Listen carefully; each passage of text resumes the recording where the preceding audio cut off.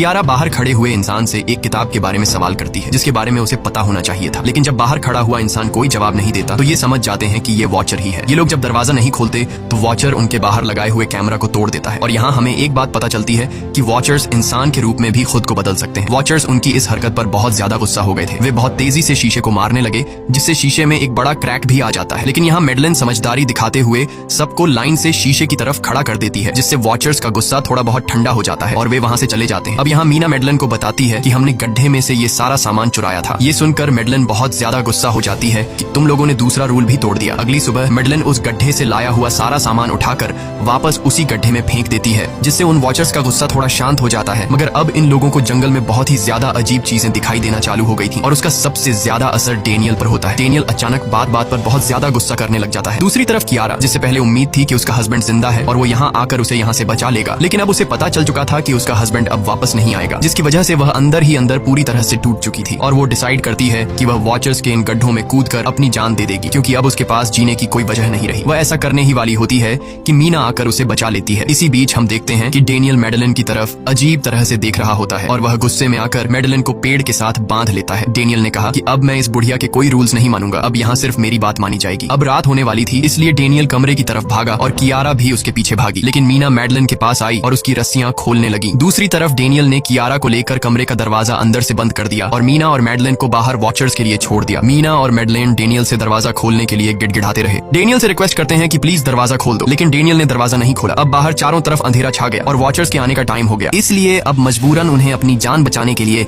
एक घने पेड़ के नीचे रहकर छिपना पड़ा। थोड़ी देर बाद उन्हें वॉचर्स की गुराने की आवाजें आने लगी। इस टाइम मीना और मेडलिन के साथ हमें भी उन वॉचर्स की एक झलक दिखाई जाती है। ये लोग लंबे पतले और खतरनाक थे। सब अपने अपने गड्ढों से निकलकर इंसानों को देखने के लिए उस सेफ रूम तक पहुंचते हैं और जब ये लोग देखते हैं कि मीना और मेडलिन वहाँ नहीं है तो वो उनको खाने के लिए जंगल में ढूंढने लग जाते हैं। और जब ये वॉचर्स दूर जाते हैं तो मौके का फायदा उठाते हुए ये दोनों फिर से सेफ रूम तक आ जाते हैं और डेनियल से रो रो कर दरवाजा खोलने को कहते हैं। इस बार डेनियल के दिल में रहम जाग जाता है और वो उनके लिए दरवाजा खोल लेता है। अब अंदर जाने के बाद पहले तो मेडलिन डेनियल पर गुस्सा करती है और फिर इन सबको शीशे के सामने खड़ा करके वॉचर्स के बारे में कुछ बातें बताती है। मेडलिन ने कहा कि अब तक हम बहुत से रूल्स तोड़ चुके हैं, इसलिए मुझे नहीं लगता कि इस बार वॉचर्स हमें माफ करेंगे। मैं तुम लोगों को वॉचर्स के बारे में कुछ सच्चाई बताना चाहती हूँ। दरअसल मैं जब यहाँ पहली बार आई थी तो मैंने कुछ ऐसा देखा जिससे मेरे होश उड़ गए। मैंने अपना ही एक डुप्लीकेट देखा। असल में वो एक वॉचर था जो मेरा रूप लेने की कोशिश कर रहा था, हालांकि उसकी आंखें और बाल बिल्कुल परफेक्ट नहीं थे। मीना ने पूछा कि आखिर ये वॉचर्स हैं क्या चीज, जिस पर मेडलिन ने जवाब दिया कि ये सारे क्रीचर्स फेरीज हैं जो किसी जमाने में इंसानों के साथ मिलकर रहते थे। फेरीज पंखों वाले एक जादुई जीव थे, लेकिन वक्त गुजरने के साथ